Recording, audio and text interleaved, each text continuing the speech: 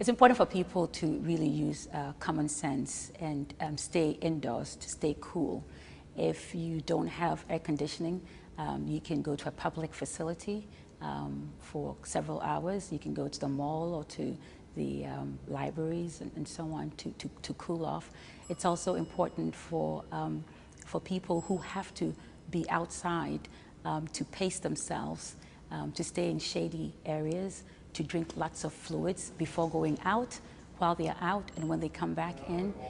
It's important for people who must exercise to really limit the amount of exercise and to make sure that they remain hydrated throughout. Using sunscreen is very important as well in a day such as this. Wearing a hat with a wide brim is also very important. People should avoid leaving children in cars outside for any period of time at all.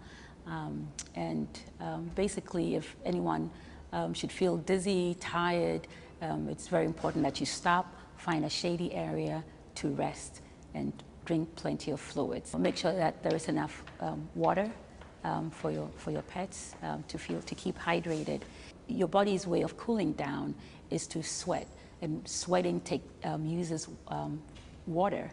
It depletes your body of water, so it's important to replenish that water all the time and avoid getting thirsty, because when you're thirsty, it's a sign of dehydration, and being dehydrated means that your body is losing more fluids and it's taken in, and that's not a good sign. So don't wait till you're thirsty to drink water.